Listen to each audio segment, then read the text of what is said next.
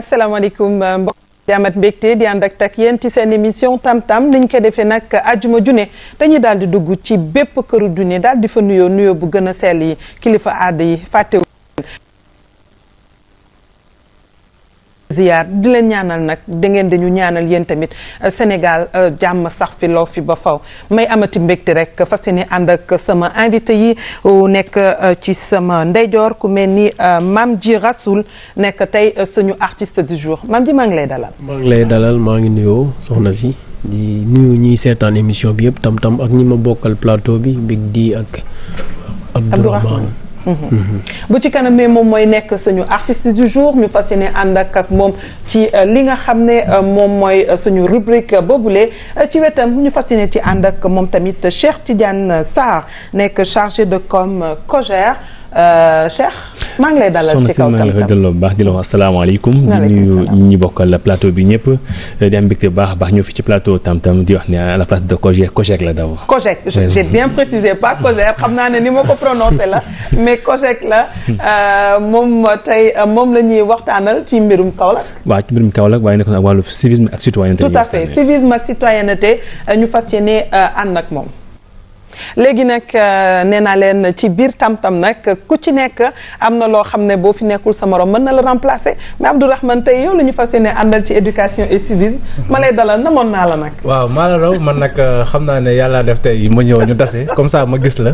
da ngeen indiscipliné waaw voilà xam nga rek ñu naan yaa ngi yow la ànd gisuma leen sur le plateau bi. da ngay wax ne da ngay tardé il fallait le dire il faut le dire aux téléspectateurs da ngay tardé. soxla yi ñoo bari rek. donc c'est un plaisir. mais plaisir partagé. malgré box yi parfois. ah mais il le faut ak yéen da ngeen dëgër bopp jéem naa ba sonn léegi nag dama sonn ci yéen ah man déet man jabatu kanaara du ma dox seen kanam de. waaw éducation la ñu wax donc il faut ñu xool éducation bi nag. waaw xaleek njabootu kanaara bi. sama naataango yi nga xam ne ñoom laa bokk ak plateau. di suñu invité yi.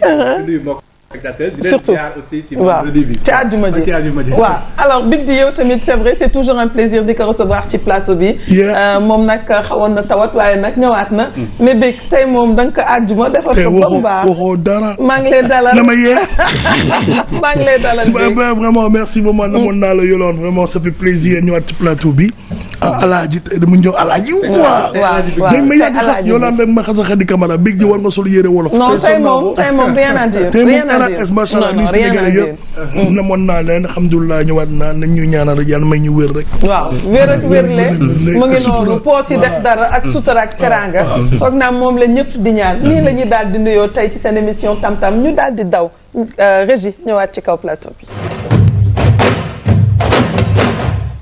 sànq maa ngi koy wax ak Cheikh Tidiane Sarr mu nekk chargé de communication COJER pas COJER tey nag li tax mu nekk suñu invité Abdourahmane fële ci Kaolack dañu defoon benn conférence de sensibilisation ci promotion wu civisme ak citoyenneté faat naa nag fan yi citoyenneté ak civisme war nañ ko wax lu bëri parce que dafa di ñaari mots yoo xam ne mel ni dafa réer Sénégalais yi effectivement dafa war parce que puis actualité bi tout à fait parfois nga dégg ay accident yoo xamante ne wala événement yu dramatique wala ay comportement chaque jour ñu gis ko ci réseaux sociaux yi effectivement jot na nag Sénégalais yi am prise de conscience tout à fait civisme ak citoyen je pense que ñun Sénégal dëkk bi suñ ko fonkal suñu bopp keneen du ñëw ma ne gis nga Sénégal du chinois baa koy ñëw defar si du français baa koy ñëw defar si du japonais bi moo koy ñëw defar si il faut qu'on se mette dans la tête que ce Sénégal nous appartient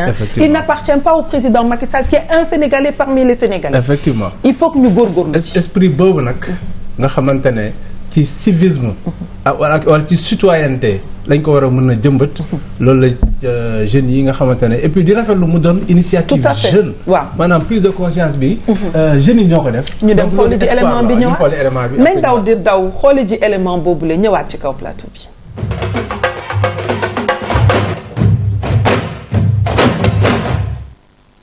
dama kontaan aussi ci ñoom Kaolack ndax kaas nag application bii laa jàngee Kaolack daf ma jik xëy na sax balaa maa fa ñëw xanaa daa avancé waat gaga ndax fi laa duggee école te mooy sama premier poste sous-lieutenant dama kontaan si ñëw bi ba pare li tax ma kontaan ñëw bi muy dëkku Cheikh al Islam ma leen di wax ne li ñu ñëw fi jagu ko woon ndax li tax ma ne jagu ko tey bu ñu xoolee ci jàngatu Cheikh al Islam rek doy na pour ñu mën a développer le civisme mais adduna day dox on a besoin d'une certaine remise à niveau comme ñoom dañuy woo ñu wax ci civisme ak citoyenneté bi ñu ñëwee wax nañ ci tegal nañ xale yi film fàttali leen lan mooy civisme ak citoyenneté xamal leen ne aussi démocratie du wax lu la neex du def lu la neex démocratie comportement la kilifa la war ñu profité ci rajo yi profité ci télé di wax yéen ñi man wax naa leen ko sànq am na ci émission yoo xamante ni mën naa ko cité seen rajo yi ndax ñu yéen ñi président nga ko seetaan mooy émission yoo xamante danaa yee xale yi lu mel ne ay génie en air lu doon mel ne fenêtre sur l'éducation mais tey am na ci yu bëri ça a tendance à disparaître donc tey ñëw nañ ci Kaolack autorités yi aussi ñëw nañ tax vraiment kontaan nañ ci loolu mooy message bi nga xam ne ñëw nañ ci dagal nañ leen ñetti film defal naa leen aussi exposé sur culture du civisme du leneen lu dul doxalin bu rafet wax nañ aussi ci affaire gu Jakarta yi wax nañ ci encore ci affaire gu moto yi ndax il faut qu'on revienne ci li ñuy wax éco-citoyenneté ndax tey Jakarta yi ngay gis nii tey lu baax la war nañoo liggéey mais aussi ku nekk muy Jakarta muy taxi muy lépp bu doon am seen assurance ñu defal leen ay plaque d'immatriculation tey bu ñu doon am lu mel ne plaque d'immatriculation ba pare ñu am seen i visite technique yenn oto yi et tout ça am seen i assurance defe naa ne dina tane buñ gënee mën a réguler système bi dana leen yee ci lu dinañ jàppale askan bi ci lu bëri ndax man mii di wax ak yéen tey ñàkk naa ci suma sëg ma bokkal ndey ak baay doxul ci tël bi suuf lañ ko fekk rey te Jakarta moo ko def mais kii liggéey Jakarta def na ko pour am lu wut ci askan bi mais aussi war na xool war nañ koy ñaxt ba nga xamante ne xam daal mooy code de la route de même que taxi yi te aussi nit ñi ne nañu bàyyi suñu xel mu gàtt bi ndax Sénégal yi dafa émotionnel maa ngi d'abord ñaanal ñi fi jógee bétanti yàlla leen yàlla yëgam ñu jógee ci Dakar ba la même chose mais nañ leen wax dëgg tey lu war a jël 25 places nga def ko 71 places loolu jaaduwul fu la neex sànni tey mbuus ñu leen di aaye tey mbuus boo ko yóbbee mu dem ci tool ba loo fa jiitu sax donc mu nekk ay comportement yoo xam ne dañ ci ñaaxaat nit ñi ñu doxalaat encore xam ne Sénégal ñun ñëpp ñoo ko bokk te ñun ñëpp ay mbokk lañ loolu daal mooy exemple boo xamante ni ñëwoon nañ ko def.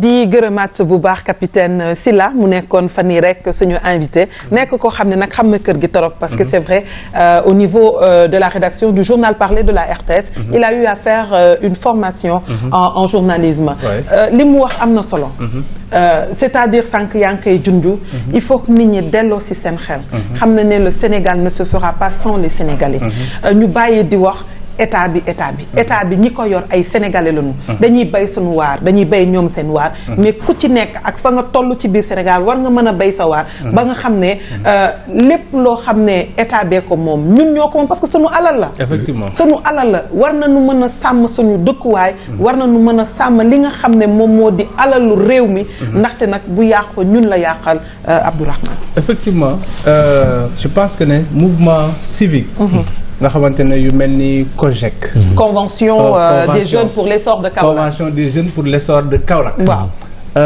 je pense que li ñu war a ñaan moom mooy mu law mu ñu yoon convention des jeunes de Dakar convention. de Saint-Louis de partout ba mu daj Sénégal. ba mu daj Dakar ba mu daj Sénégal yëpp. parce que fépp fu sénégalais war a mën a nekk. de conscience ci comportement. affaire bi nag dañ koy wax ni. mu nuru na day nuru benn discours mais c'est un comportement aussi de tous les jours acte civique capitaine Sylla wax na ko ci yenn problème yi am yenn jéye yu su amee war nañu mën a toog def prise de conscience comme ni nga waxee poser les bonnes questions aussi ñaanal ñi fi jógee yàlla xaaral leen àjjana mais aussi poser les bonnes questions parce que événement bi fi amoon mooy événement Joola bi nga xamante ne xawoon na réveiller dara déclic mais gis nañ ne comportement yi ça sert plus man gëmoon naa ne bu ñu weesoo ci joolaa oui dootuñu waxati li ni mel mais dafa mel ni Sénégal coow ñetti fan lay am effectivement bu ñu paree ci ñetti fan ya ñu delluwaat ci li ñu mënoon mooy ay comportement yu incivique et ça commence à la maison effectivement ndaxte boo balee sa buntu kër daal di ko am tonni ko def ko ci këru jàmbur fekk kooku bale na këram ba mu set effectivement nga teg ko fa bu subaa bu la waxee benn nga wax ko téeméer mais y a problème oui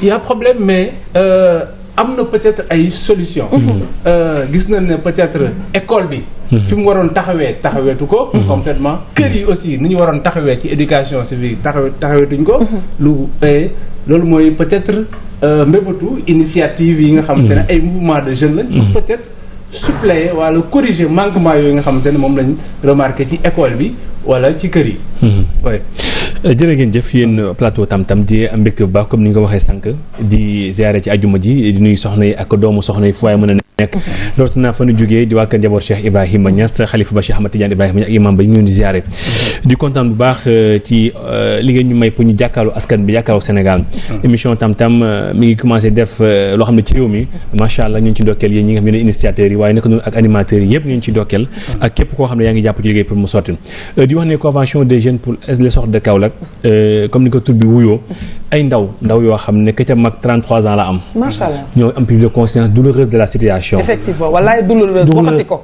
douloureuse de la situation duñ fi nekk naam il faut mais nous en tant que jeunes agissons à la place de il faut on doit agir d'abord ñu ne essor ku ne xam ne mooy développement mais développement boo gis dafa am fu mu tegu dëgg la ci la lay tegu mooy xel yi baax nit ñu comporte gëm na lii ñoo ko mën nañu ko war a sàmm ñu ñëpp moo wax gannaaw ba ñu amee tur boobu ñu ne bala ñu fay nekk di réunion ko def yi kenn xamut nañ def d'abord ñu uy sa temps et dans l'action def dara woo suñu mbokk woo suñu morom woo ñeneen ñu waxtaan alors ñu xool ne réew mi jafe-jafe yi dafa bëri tey suba mooy xëy di ñëw ñu mooy télé à Kaffrine di wax un accident. 40 effectivement 40 personnes heureusement ay blessés rek la heureusement parce que for nañu ay nit ci suufu camion bi heureusement boo wootee waate dañ la waxaat léegi lu xew mu nekk ay mbir yoo xam ne bari na ci réew mi trop yaa ngi ko wax sànq au sortir drame Joola Sénégalais yi 3 jours la ñuy fàttali mu dem yoonam alors ñu ne lii est-ce que dañ koy bàyyi nii ñu ne comme génération bi xëy nañu xaw nañoo rek ci bopp parce que dem nañu mais li ñëwagut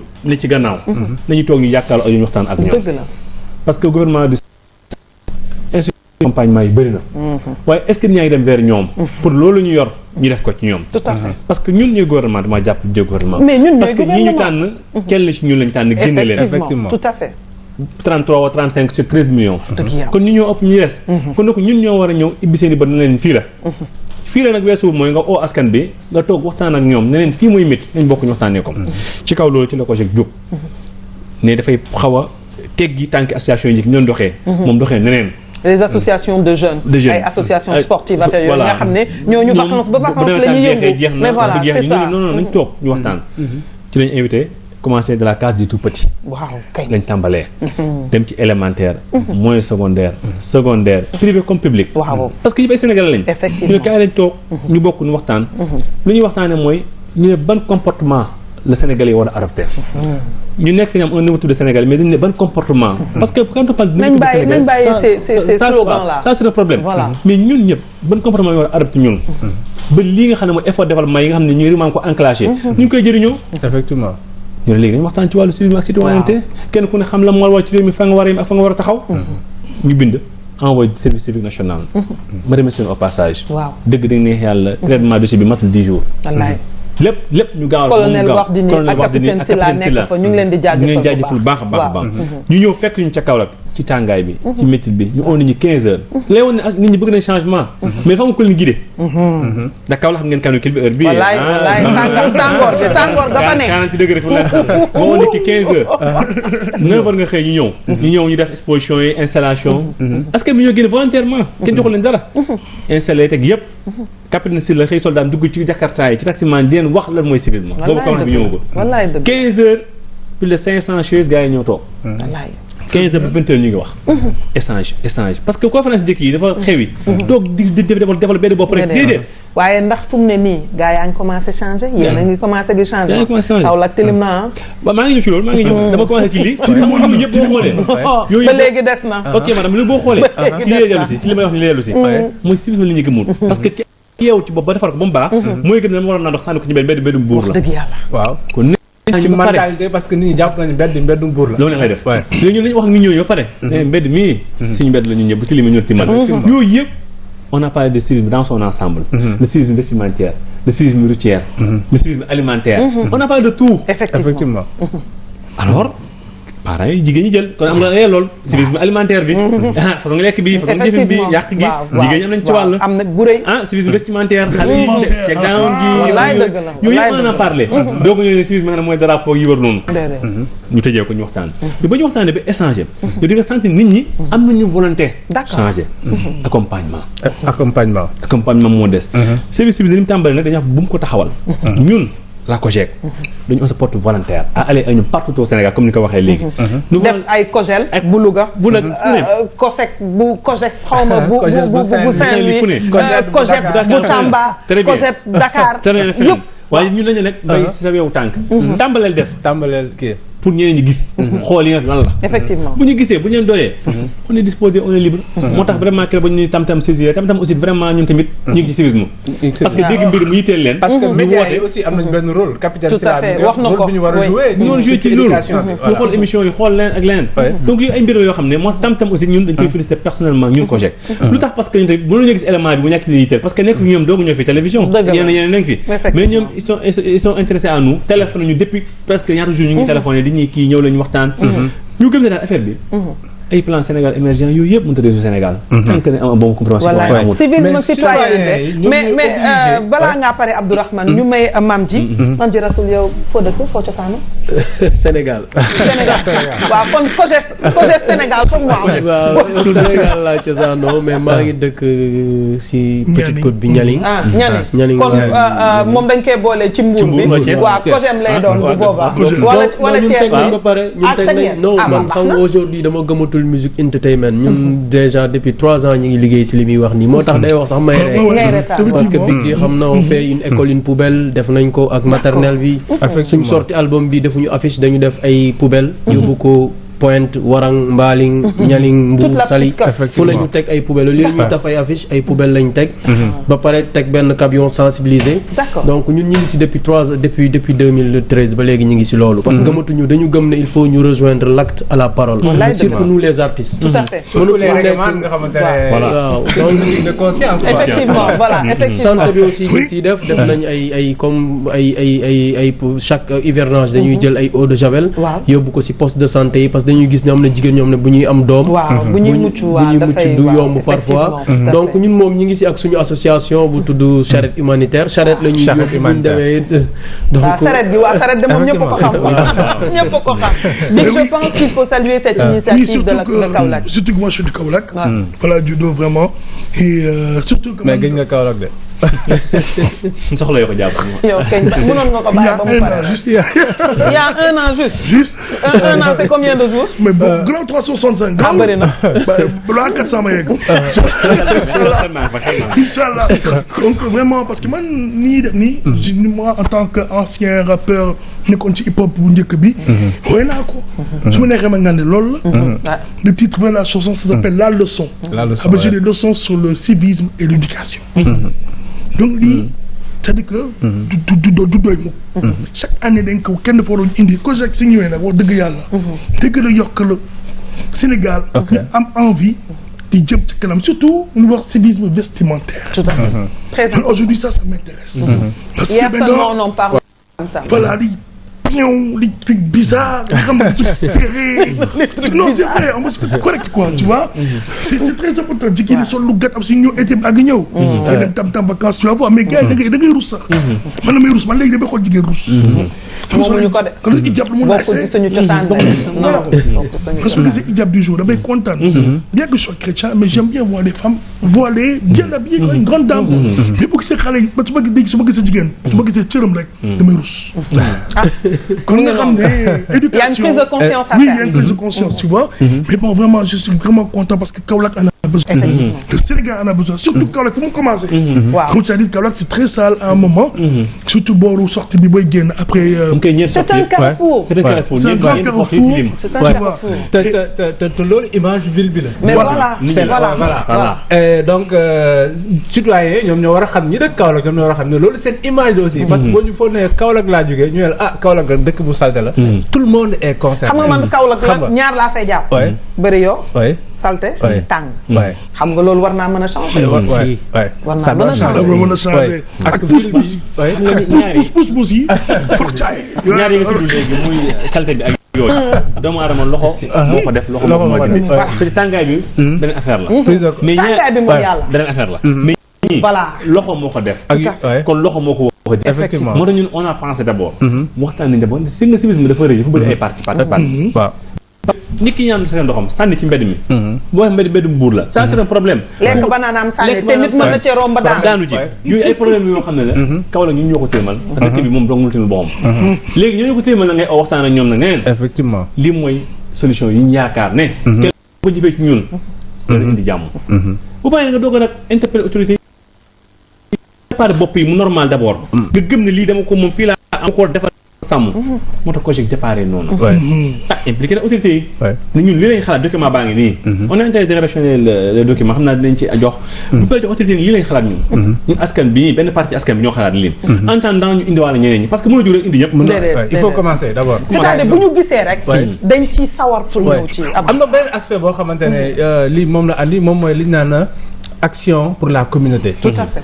nga xamante ne américain yi di ko wax community service. Voilà. C'est extrêmement important surtout ay ndaw gis nañ ni léegi au niveau international lu mel ni par exemple ay Mandela Day.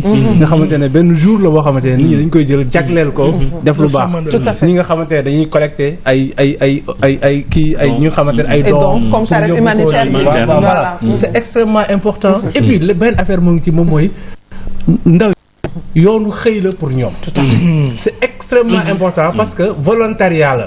bañ nañ ko ba yenn dëkk yi boo amee diplôme. te dafoo service volontariat pour nga liggéey dina jafe trop. mais regarde les Américains qui viennent pour faire du volontariat. voilà Américains yi dem. mu jaar leen ñu toog 1 an jàng benn langue et cetera. esprit boobu aussi jox nañ ko cultiver prise de conscience bi baax na mais aussi don de soi bi effort bi. pour yow li nga mën as tuut nga jàppale ci keneen. pour mu jëm kanam. mais gis nga Yolande globalement man ce que je sais pas je verrais bien que le Sénégal refasse le service militaire. On en a parlé avec le capitaine Sylla. On en a parlé. Non, et c'est une solution. le capitaine Sylla est revenu sur ça la dernière fois. Nee na c'est vrai. Autorité bu nekk balaa ñoo la nommer war nga mën a def le service militaire. Et malheureusement ça coûte cher. Et nous n'avons pas. Ça coûte cher oui. waaw bokk na ci recommandation bi mais boo calculer problème mu xaalis day am foofu. voilà yooyu budget boobu. ñun sax on a proposé mieux pour dire que ne balaa nga def classe terminale. ci nga war def mais militaire oui. mais attends militaire bi dafay métti. mais nañ ne scout yaa ngi fi. waay très scoutisme. benn service militaire am na jaar nañ ci. mais mu ngi nañ ci. mais aujourd'hui par exemple man dama benn exemple laay wane bu ndaw. xam nga ça prend une minute dama demoon Paris. ci métro bi xam nga rek avec des Sénégalais. maa ngi soog a ñëw Paris jël benn sama benn moment lekk rek sànni ko nii. mais gis nga xoolal gars yi ci métro bi gars yi la ñu ma xool ñëpp na. waaw dañuy wax ñu nit ku ñuul ki. effectivement mais ma xool bi gis nga man xam nga sa yaay ma jaay yaru bët. bu reetaan nga éducation yaru bët mais dañ maa xoolaa. ma wàññi ko dawaat. récupérer ko. dafa ñoom ñu suudew na ma ne. donc c'est pour te dire que. il faut qu'on conscientise tout le monde te di képp ku ko def kooku ne ay mbend buur la. boo ko doonee benn mbéju buur dina xam ne que rappel boo ko rappelé boobu. il va arrêter. en fait je trouve que c'est important que chaque coin bi. mën a teg ay poubelles. je remarque que temps yi oto bari yaa ngi dem fu ne. c'est comme les bus aussi les bus sont accessibles à partout maintenant. mais je pense que on peut le faire. we can do it mais c'est nous d'abord. xaar suñu xol. respectante suñu biir. ku ne jox sa borom ba Sénégal mën a jëm kanam. c'est que ça le Sénégal émergent. du xaalis. jikko la. effectivement. wàll bi ngeen di def pour peut-être jëmale COJEC. ñu bañ ko jàppale. non COJEC moom. c'est que dafa xaw a jege na mënoon ngeen wut beneen tur. mouvement citoyen nee naa ko mouvement civique la. parce que mouvement citoyen tamit dafa xaw a jege. voilà les associations. mais gars yi ñoo xaw a changé aussi doxal li mouvement citoyen. bu njëkk bu doxal mais oui ma non Tidiane wut leen beneen tur. incha allah dañ ci wut leen beneen waaye def ko Kojeka ñu xam ne Kaolack la. d'accord kon voilà Kojeka moo gën. c'est vrai d'accord jëlee ko recommandation. mais yéen après action bi ngeen def nii jëmal ci wàllu sensibilisation jëmale ci Jakarta yi problème la aussi mais yan action ngeen fas yéene mënewaat ci bés yi di ñëw. voilà lii indi conférence bi. am na lu ko jiitu daaw. muy lan 30 avril. dañoo oote woon benn waxtaan ci conseil départemental bu Kaolack. jëm ci li nga xam ne moo nekk la sécurité routière. te même jeunes. ñoo ñu ko jug. boobu ko juddoogul. mais dañ ne nañ dajaloo ñu toog. mouvement d'ensemble rek la bu ñoom ñu gars yi ñëw spontanément. on est dans la semaine. voilà ñu waxtaan ak jël benn technicien oo ko oo jeunes yi élèves yi ba tey parce que ñun bu ñoo gëm ne réew mi mënoo ko defa tant que jaaroo ci ñooñu. parce que ñoo ëllëg réew mi ñoom ngay liggéeyal fa nga wax ak ñoom ñu xam li xew pour ñoom ci prise de conscience ñu ootee 4 heures de temps ñu waxtaan sécurité routière ñu def ci liggéey bu am solo waxtaan def ay recommandations def lépp léegi 1 an après ñu 30 boobu lu ñu rëccaat léegi 29 maintenant ñu ne comme on n'a pas de sécurité routière léegi dañuy boole un tout nag def ko waxtaan ko ci civisme moo indi conférence bi moo indi conférence bi ñu waxtaan ci biir conférence bi yemuñu rek ci waxtaan école bi nga xam ne moo ne ci fi ñu doon organiser conférence bi mu ci biir école bi ñu gis ne y a 3 salles de classe yoo xam ne xale yi mënuñu fa jàng ndax jafe-jafe yi mu nekk ñun on s'est cotisé il faut réhabiliter ces salles de classe dem laal fii am yeneen mouvement yu mel ni Kaolack Nouvelle Vision ñu tamit dox ci mel noonu ci wàllu assainissement yi mel noonu ñu oo mouvement boobu indi ñu boole ko réhabiliter 2 salles de classe xam naa mi ngi ci image yi boo leen ko gis réhabiliter 2 salles de classe sécuriser leen xale yi automatiquement dañoo génn déloger ci salle bi bon bi ñu nekkoon dem ci salle bu baax bi ñu defar. mais gis nga loolu benn état d'esprit parce que loolu avant nga ba karaan gis rek ay tubaab ñu jógee ñëw defar nekk ay tubaab bi bu ñëwee voilà xam nga dëkk ci petite voilà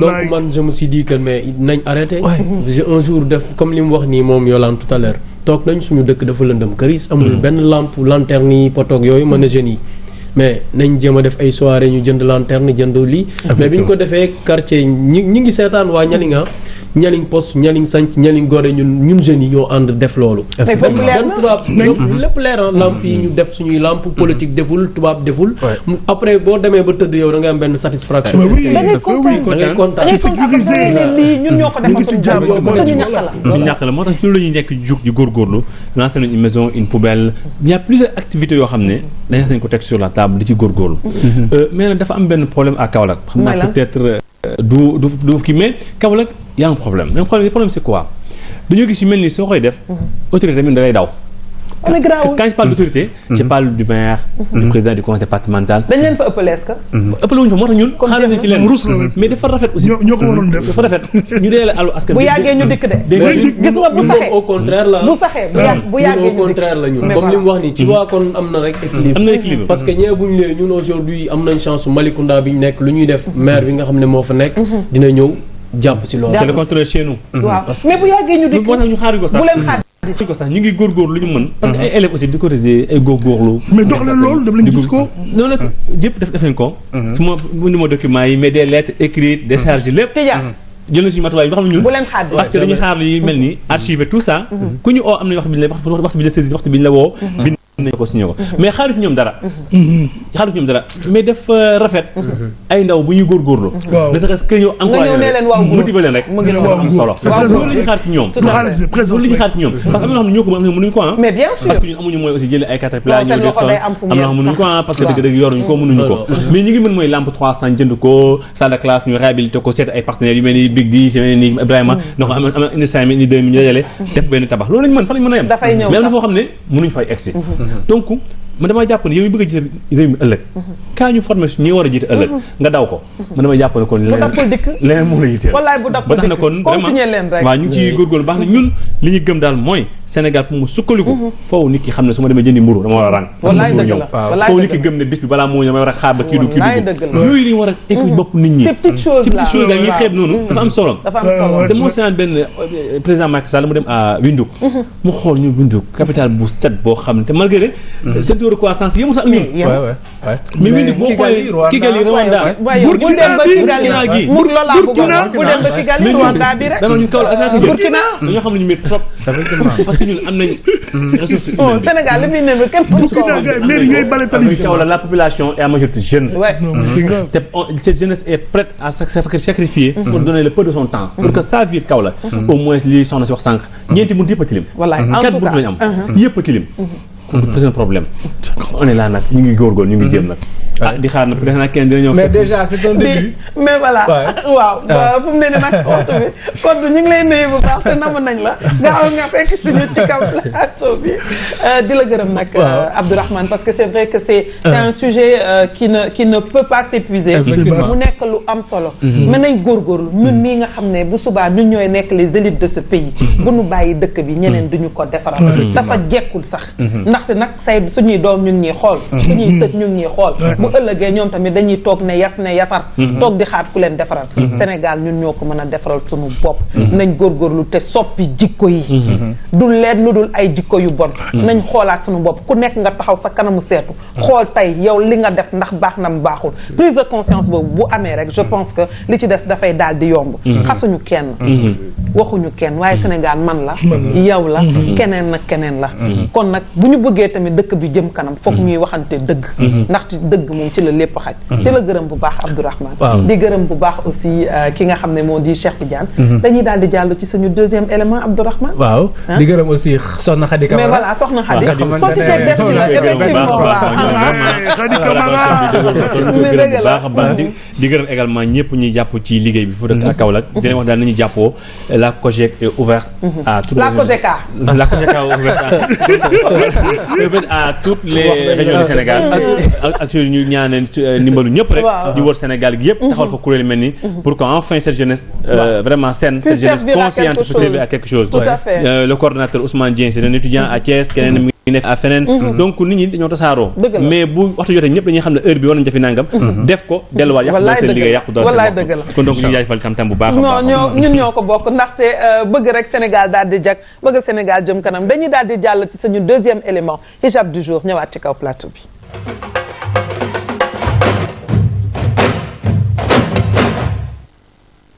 Bir güne daha böyle başlamak, pencereden bakıp hep boşlamak.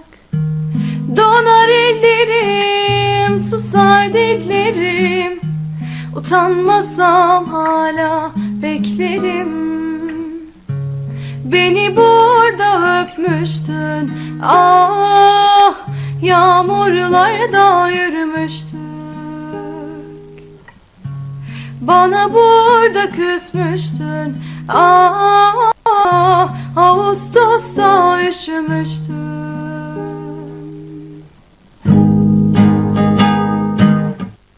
Ben de bu yolları gide gele göreceğim yok gibi bildim. Serdeki acıları çekmek için yine bir zalimi seveceğim. Değilsem eğer karşılığı yokmuş meğer, her aşk gibi bu da bir gün biter.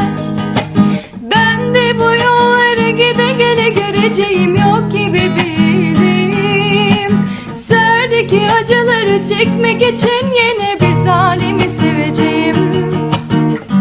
Bir şey öğrendiysem eğer karşılığı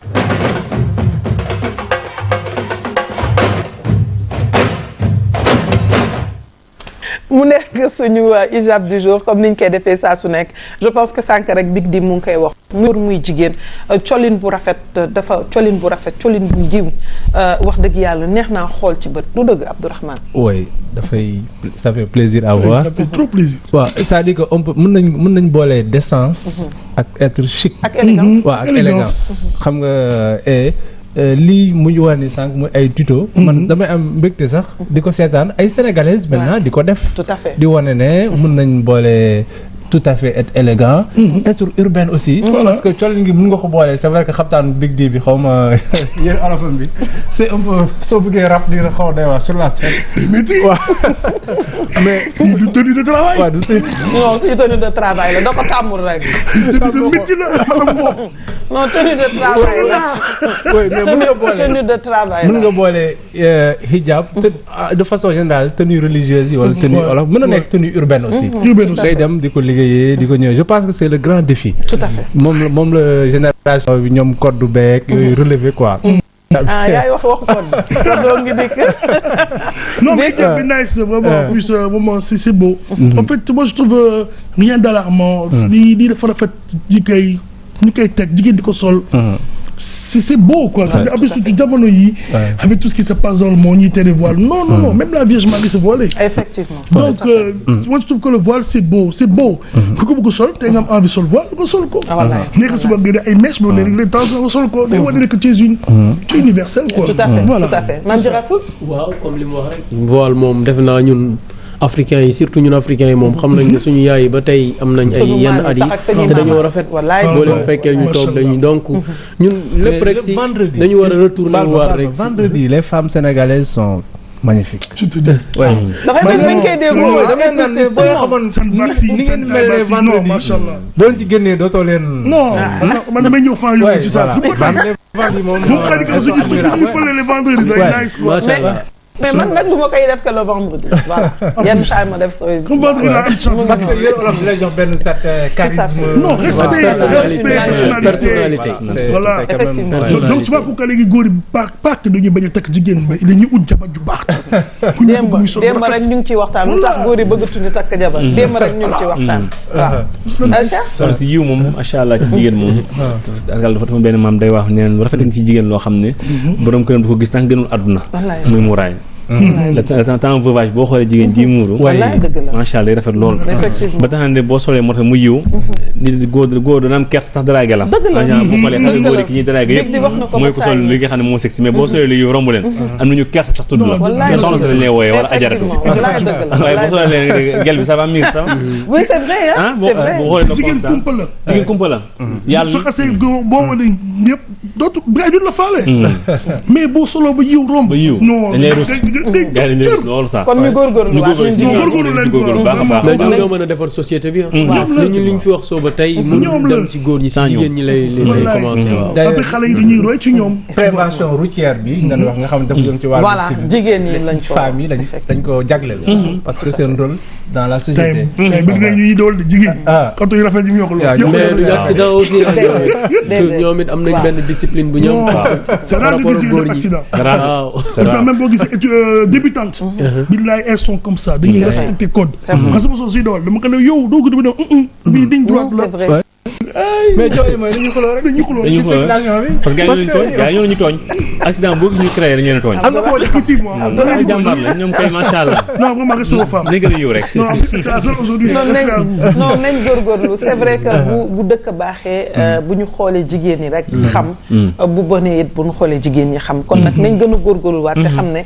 yàllaa ñu ko jagleel nañ ci béy suñu waar rek ndax Sénégal mën a jëm kanam alors dañuy daal di jàll ci suñu artiste du jour Mame Dji Rassoul balaa ma la bàyyeeg moom ñu dem seetaan ni clipam voilà Mbife ñëwaat ci kaw plateau bi avec Mame Dji Rassoul tey mu nekk suñu artiste invité du jour Big D un très beau clip bu site foo ko defee nga ne Palmarin waaw Île Saloum les îles du Saloum xam nga bu ñu jógee di jël picc mi di dem fekk lii ñun am nañ ko non vraiment ça fait mal hein bro ni il faut que le clip di wane par exemple lui de ñaan li yëpp ci éducation civisme la ci la bokk de moi tey je me vois mal d'abord di rang bon ça veut bien que je respecte toutes les institutions dem ambassade France pay fa say 40 000 fay see lu ne fay su ne pay billet d'avion mën nga sax dem foofu mais nañ commencé ci suñu dëkk ba nga dem feneen mais ba dëkk xale yi nañ leen di visiter le Sénégal très bien ñu xam bu ñu wax sànq dañu war a xam billet d'avion na la fay hôtel na la hébergement yooyu yëpp teg boo ko defee xale avec 1 million 2 millions fii Dakar avec 300 500 ko doxantu dans tout le Sénégal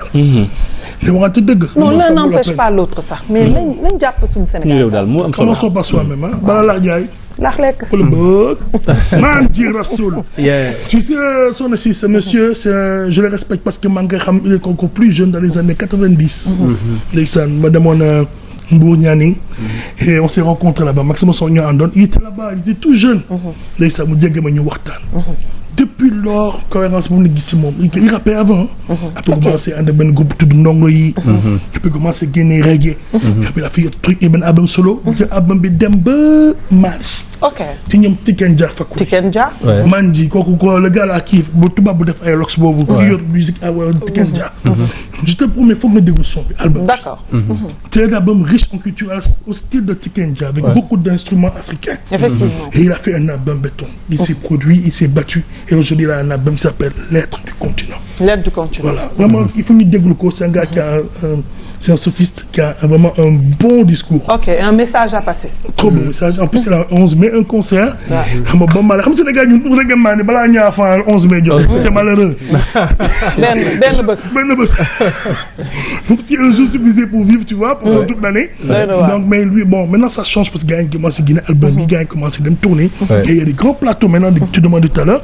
il y a de grandes scènes de concert maintenant gars yi ngi togg ay concert.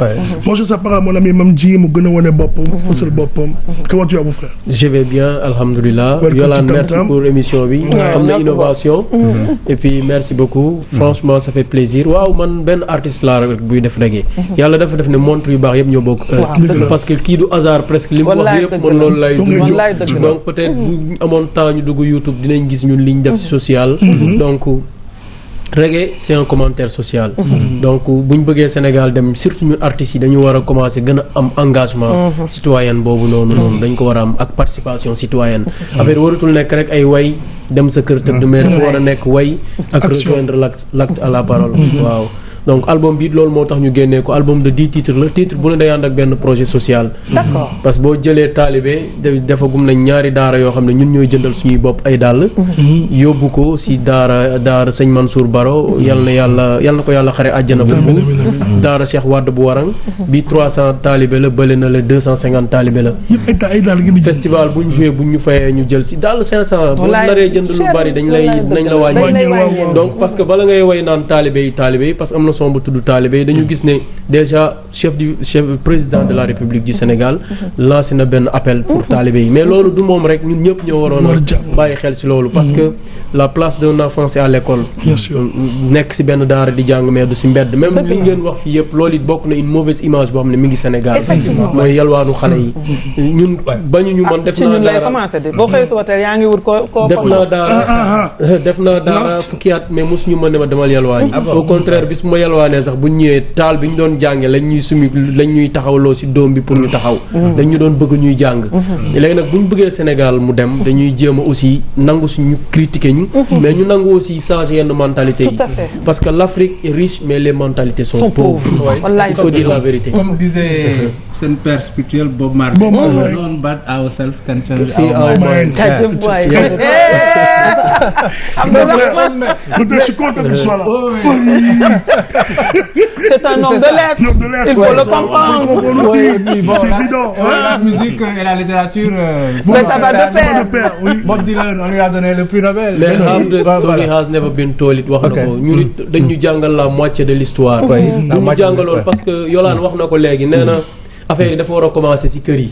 mais bu commencer ci kër yi commencer ci école bi. école bi aussi waruñu discriminer suñu cosaan. Tout à fait.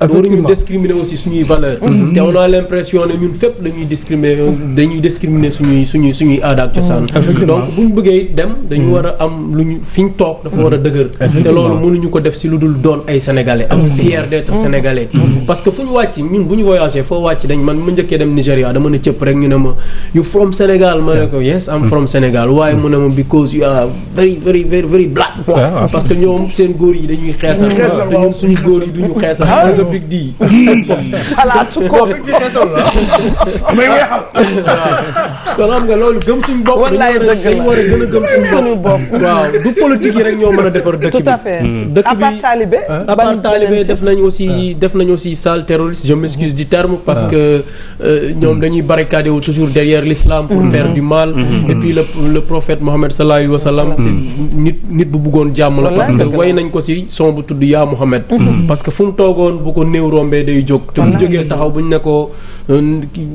catholique la mbala juif danaa n'est-ce pas une âme parce que am na divinité bu nekk si nit ki moo gën a am solo appartenance bi donc def nañ ay son bëri daal si album bi Thanks and Praise parce que dañu gis ne dañuy jàmbat rek da ngay nekk jigéen da ngay jàmbat aw ma matt pourtant amoo matt mais waaw da ngay nekk góor da ngay jàmbat am nga salaire donc ñun bëgg na nañuy wax alhamdulilah dañuy jéem a sant suñu borom parce que li gën a jafe la ñu am muy jàmm ak wér merci beaucoup moo gën a riche pétrole moo gën a riche or bi lépp tegul ci jàmm du am njëriñ waaw déjà yooyu yëpp daal def nañ ko c'est l'album c'est un commentaire social rek buñ ñëw parce que dañu jàpp ne il faut ñu def benn la lettre du continent dañ ko consacrer à l'actualité mondiale parce que li àdduna bi di dund lu ne ñu jéem see jël benn son def ko capp après wax leen ne leen waaw ñun aussi ay jeunes lañ mais am nañ dañ doon critiquer mais dañu dem ba gis ne critique doyatul faw nit ku ne nga jëf waaw parce que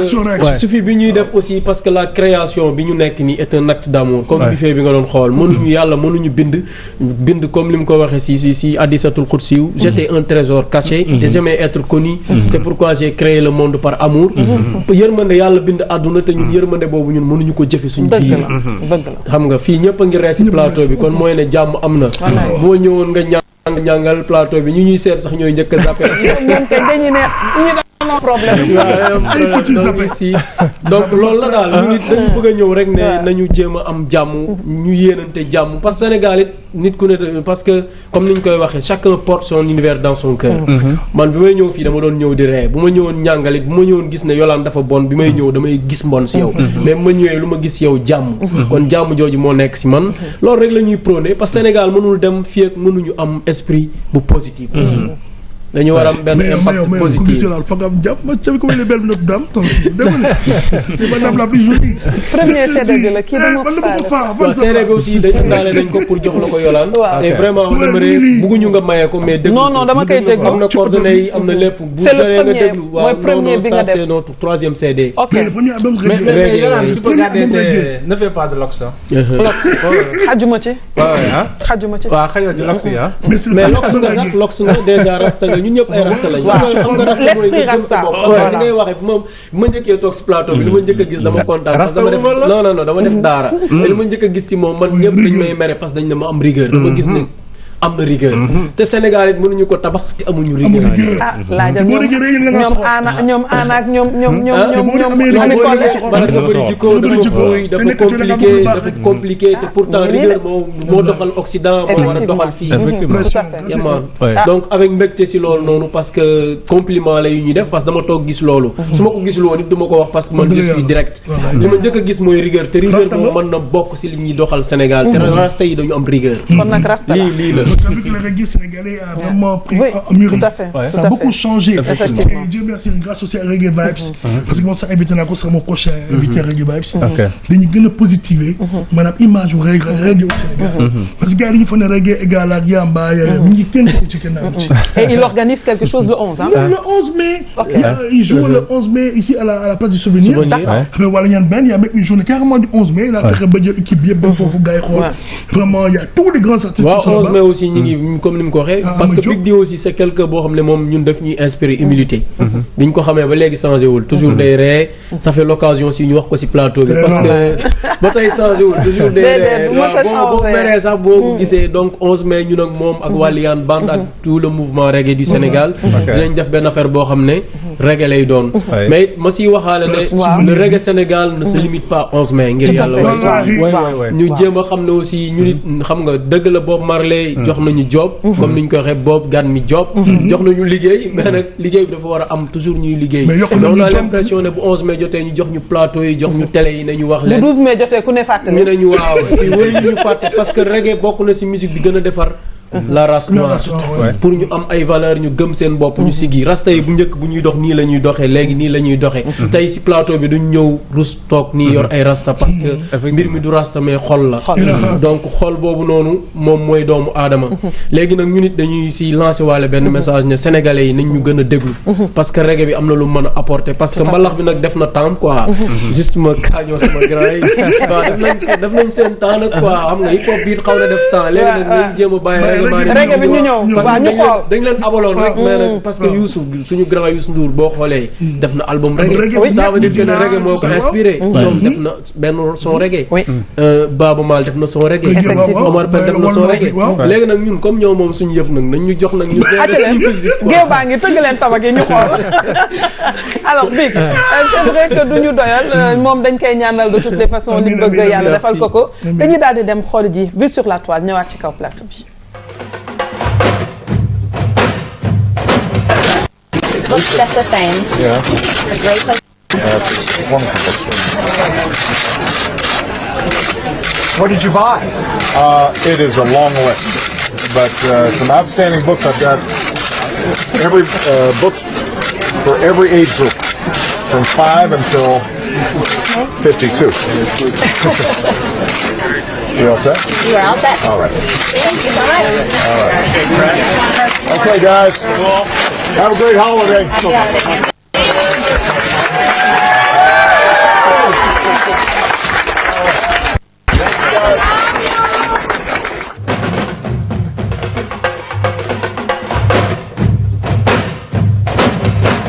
Je pense que ku gis image bi xam rek li ñu doon wax sànq. nekk na fi président des États-Unis président bi nga xam ne moo ci ëppoon a doole.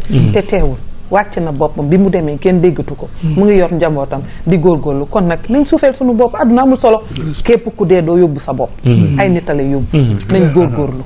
te xam ne alalu àdduna gi fii lañ koy bàyyi. ci yooyu la ñuy tëj émission bi ku ci nekk daal di sànni kàddu ñu tëjaale man ji Rasoul mu nekkoon mbégte partagé ak yow plateau mbégte bu mag a mag a mag la joie la parce que voilà c'est positif. merci pour ñiy seetaan buñ juumee ñi ngi jéggalu.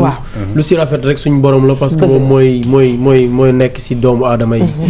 di la naan big up et bonne continuation. merci parce que lii am na solo pour le Sénégal moom ay jigéen yoo xam dañuy ñëw nangu affaire yi. ne góor ñi non ñun la parce que. Rasta. yaa ma blessé na Diallo nekkul 11 mai mu ñëw 11 mai aussi ñu ngi you guided my heart thank you. you light my way thank you.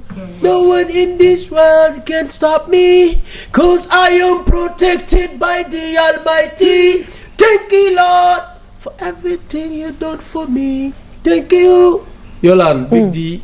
Abdourahmane Cheikh Tidiane merci beaucoup merci Cheikh ñuy lay jaajëfal di jaajëfal waa Kaolack nag di leen wax nag bu leen bàyyi day ñëw dañuy góorgóorlu bu baax a baax a baax incha allah la COJEC sera très heureuse également. COJEC maa changé tur bi wax d'accord nga am na coordinateur bi lay suivre dañ ci gën a kiyaat vraiment dañ kontaan boo dalal la RTS2 foofu ca Kaolack incha allah dañuy ñëw sax également parce que comme ñu nag moom gis nga hasard amul lépp yàlla ko ba ñu invité xamul ne dajee ñu bokk action kon donc ñun ñëpp ñoo bokk mbir mi nañu ko boole di féliciter RTS2 ci liggéey bu am solo wax ñu ngi koy def di leen ñaanal yàlla bu baax a baax a baax bu leen dara détourné alors télévision rajo ñoo yem seen mission mooy éduquer effectivement sensibiliser loolu tamit nekk na mbir moo xam te tout passe par l'instruction civique d'abord tout à fait ñu ngi leen ciy ñaanal yàlla bu baax a baax kilifa yi fi ne yëpp di leen ñaanal yàlla émission bi également tam-tam mi ngi cartonné Sénégal yëpp boo heure bi jotee ñëpp a ngi koy suivre wala yaa leen ko moom ñeen di jaajëfal bu baax di jaajëfal waa kaw di gërëm encore une fois service civique national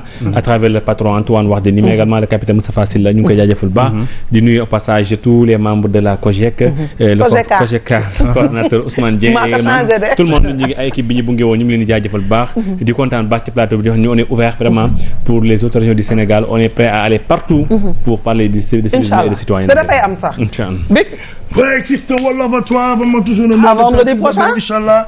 Di jàll le maire de Kaolack bu ñëw jege si gars yi waa COJEC vraiment serait bien. benn famille la bu COJEC Kaolack fa lañ juddoo. fa lañ màggee xam nga donc vraiment serait bien que gars yi doon benn parce que mbooloo mooy doole. voilà et que vraiment rien que sa présence le fait qu'on taxaw ñu xam ne gars yi ñu ngi liggéey quoi. Abdourahmane. oui one love comme on dit. Big up voilà et puis di jox rendez-vous très bientôt. di leen souhaiter un excellent week-end. et puis di remercier tout le monde. xamul ñi ñuy seetaan ñi ma doon laaj Yolande nag. waaw maa ngi nii voilà sama defal mooy ngi